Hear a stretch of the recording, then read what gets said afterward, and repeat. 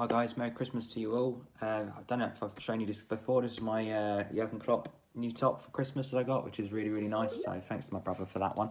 But yeah, I just thought I'd do a video. Obviously, Happy New Year to everybody. Hope you all had a really nice Christmas. And a couple of games to talk about, a couple of games coming up. Transfer window's now open, so there's a few things to talk about, isn't there? So we'll go back to the 27th of December, which is the first game to talk about.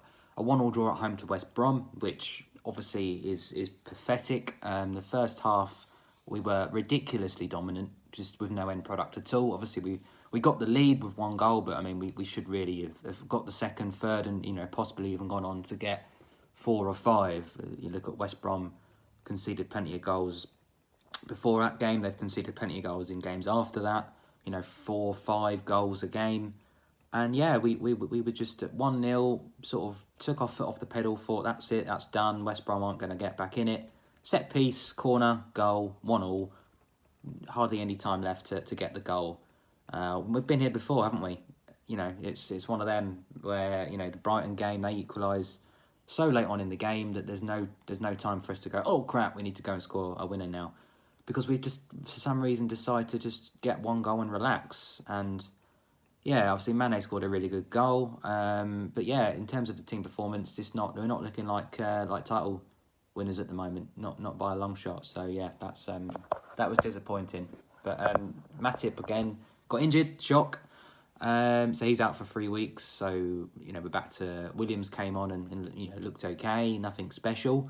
And then yeah, Curtis Jones was kind of at fault really to give a needless corner away, and West Brom equalised. So disappointing, but you think, okay, it's not great, but a lot of other teams are faltering as well, aren't they, at the minute? I know Man City have got a few games in hand and looked really good against Chelsea yesterday, but Chelsea aren't in any good form either. So, you look to the next game and you think, okay, Newcastle away, a ground we've had quite a lot of success over the last few years, but didn't even get the 1 goal that time. It was dreadful. 0-0.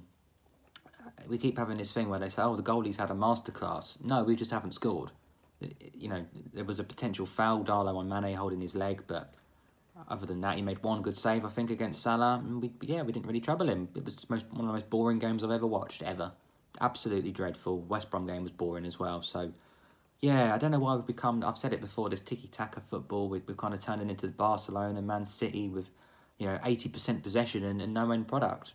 What's the point of that, Teams are going to sit back, then all right, sit back too. If we're winning, you can come and equalise. Let's not push possession in their half and then get counter attacks. Just we need to put our foot on the gas a little bit more lately. It's just compared to last season, we were just a winning machine, weren't we? Whatever it took to win, coming from behind, running away with leads, just almost impossible, but to beat. But yeah, this year we look very, very average. Which is a shame. I mean, Phillips came in for the Newcastle game. I think he was chasing Wilson.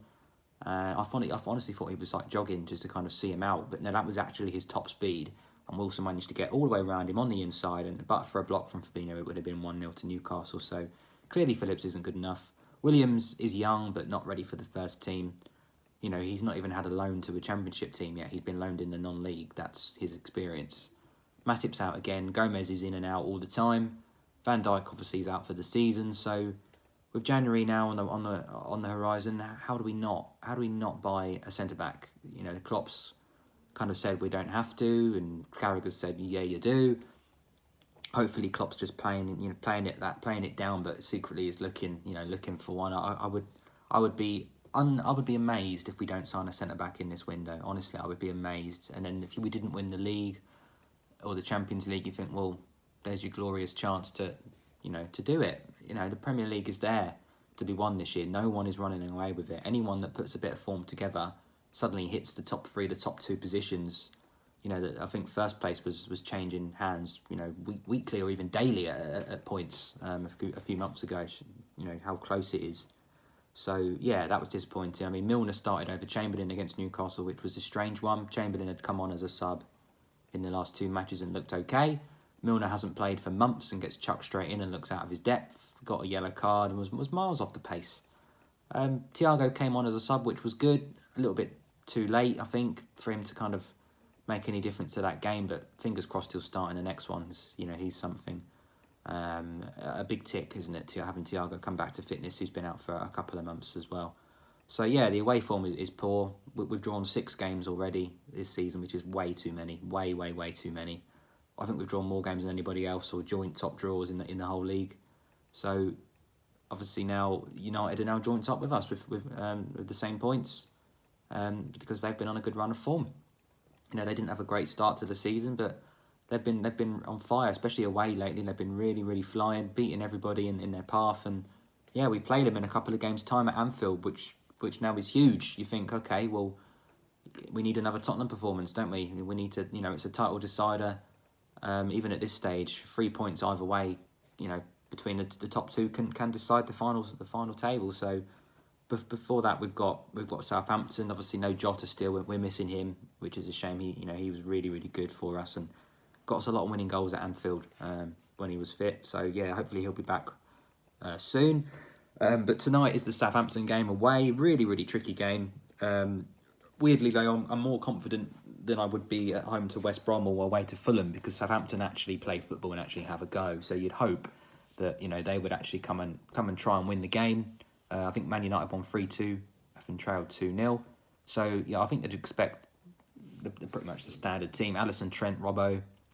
I think Williams will come back in with Fabinho, Henderson, Wijnaldum and Jones in midfield, I would imagine, unless he wants to whack Chamberlain in, but I'm not sure. Maybe Milner, but I would think Henderson, Wijnaldum and Jones with the usual front three as Mane, Salah, Firmino. But we're just so hot and cold, aren't we? We beat Palace 7-0 and then we can't beat West Brom or Newcastle, and then, you know, we'll probably go and beat Southampton and Man United, and then we'll probably draw to someone else that's in the bottom 3 or 4.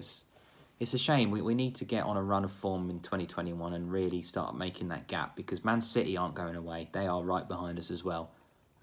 So, yeah, if we drop too many more points, we're going to find ourselves chasing and hoping for other results to go our way. And we know from the couple of seasons ago that if you're 1 point behind Man City, with 5, 6, 7 games to go, they'll just keep on winning. They'll just keep on going and winning. And there's nothing you can do about it. So have it in your hands. Don't, we've drawn with Fulham, Newcastle, Brighton, West Brom. That's 8 points that we should have had. Even if you have half of them, say you won a couple of them, four extra points, we'd be 4 points clear at the top of the league. So massive game tonight away to Southampton. Not an easy game at all. Got like the likes of Ings and Ward-Prowse. They've got some good players.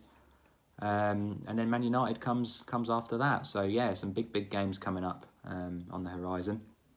I would have thought the Man United team against us would be De Gea, Wan-Bissaka and Shaw as the fullbacks look quite solid. Maguire and Bailly have been playing quite well together lately as well. Pogba's starting to hit form. You've got Bruno Fernandes, who's incredible.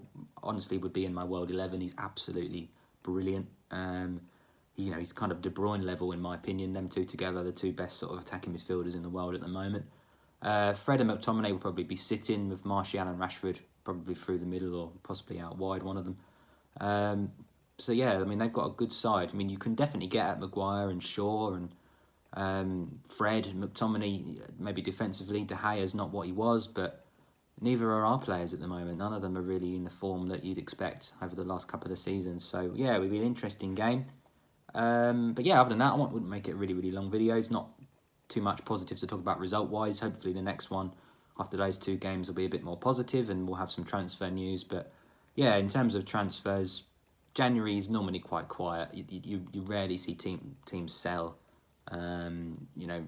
Teams normally want to hold on to the backups just in case they get any more injuries, especially in the COVID times. You could get 5, 6, 7, 8 players can't suddenly test positive and you're down to the bare bones. So I don't expect us to ship anybody out majorly, maybe towards the summer. But again, you've got the likes of Shaqiri, Keita, who are never fit, never available.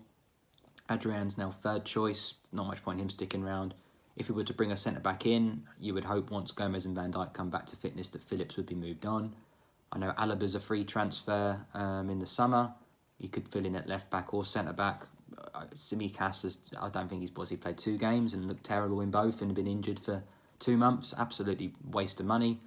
Minamino comes in against Palace, plays really well, scores a goal. Klopp doesn't play him since Doesn't think he started a game since that, so it's a weird one. And Origi, I think it's time for him to kind of push on and go somewhere else as well, somewhere like Wolves. You know, he's good enough to start for some bottom half Premier League teams. You know, he's getting 1 minute, 2 minutes every other game for us. It's just pointless. So I think he'll be moving on, probably not in Jan, but most likely in the summer. But in is the big question on every Liverpool fan's lips, isn't it? Surely, a centre back is due to come in. I mean, transfer window opened 2 days ago. In my opinion, it should have been wrapped up and done, signed on the dot, ready for the 2nd of Jan, their first day in the club, and they're training now. But I guess it doesn't work like that in the real world, not always. So yeah, you know, you're looking at maybe. There's a few names linked. You've got Koulibaly, who would be a great signing. I'm not sure how much he'd cost, but you know, he'd be absolutely world class and would really fill a void that Van Dijk's left. And when Van Dijk comes, them two together would be unreal. Upamecano is one that a lot of people are chasing. He's young. At Leipzig, not been in the greatest of form, but he's played a lot of minutes this season. Does look a lot more dependable than who we have at the club at the minute, so I'd be really happy with him. One for the future as well. Kabak from Schalke has been mentioned. Don't know much about him. Schurz, who's a very young player at Ajax, who I think's not looking to move at the moment. Skriniar at Inter Milan has been linked. I think Spurs were close to getting him in the summer, but sort of a bit scared off by the 50 mil price tag. Maybe that's come down a bit now. It's in Jan. I've mentioned Alaba, who would be ideal. You know, he's 6 months left on his contract. I would probably, you know, you'd probably be able to get him for a cut price 15 mil now.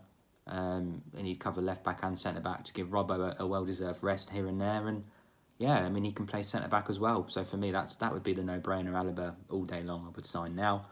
Botman from Lille's been mentioned. He's quite young as well. I don't know a lot about him. And Tar from Leverkusen is another one that's been around for a little while.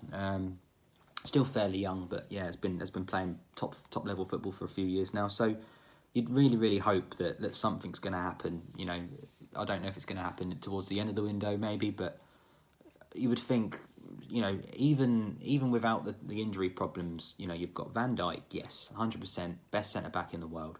Gomez he's okay. Next to Van Dijk, he's okay. On his own, he's not great, and he's injury prone. This injury isn't the first time he's been injured for a long period. He was out last season for months. You know, broke his leg and all this business, which, all right, it's not your fault, but, you know, he's just constantly unavailable. And Matip, who's meant to be the third choice for when those two are injured, is injured more than they are. So the backup defender, who you need to bring in when there's injuries, is always injured, constantly. You know, 3 weeks, he's back for 2 games, he's out for 4 weeks, he's back for 3 games, he's out for 5 weeks. He misses a game here, he needs a rest here because his back's hurt and he needs to come off after 60 minutes as a precaution. It's not good enough. He's not reliable, and when he's at the top of his game, and Gomez, there are way better defenders than Gomez and Matip in the world to get that Liverpool could buy. You know, put it this way, Fabinho is our second best centre-back, in my opinion, and he's not even a defender. So he's better than Gomez and Matip at their own positions. So having to play Fabinho at centre-back, we miss him in midfield. We do. He's a fantastic defensive midfielder. And to not, you know, you've got Henderson just in front of them playing in that DM role, which is okay. But, you know, Henderson going forward last season was great. He was really good. Got goals and assists as well. So, you know, when they're missing that, so it all kind of dominoes through the team. So, yeah, really hope we bring in a centre back. You know, whether it's for a big money signing, that's someone that's going to be in the team when Van Dijk returns as well, or it's someone that's, you know, just going to fill a hole. But, you know, for me, if we're relying that much on Williams and Phillips, it just shows you that we will continue to rely on Williams and Phillips even when Gomez and Matip return to fitness. They're going to get injured again next season. So we need a defender that's reliable, that's better than them, that can push us on more. So, yeah, Alaba's a no-brainer for me. I think Upamecano would be another good choice. Skriniar and Koulibaly as well. Whether our scouts have found someone good for a cut price deal with the other names I mentioned remains to be seen. But, yeah, watch this space. Fingers crossed we'll have some better news on my next video. Hopefully a win tonight against Southampton. Hopefully we'll go into that Man United game with some confidence and maybe a new centre-back on the horizon. And last thing to just say, RIP to Jerry Marsden as well, which was a great shame to see. He passed away yesterday, who obviously sung the You'll Never Walk Alone song that is still played before every game today at Anfield. So massive shame for that. So thoughts with him and his family and friends. And yeah, hopefully the next video will be positive with some more than 2 points in the bag and some transfer news. Take care.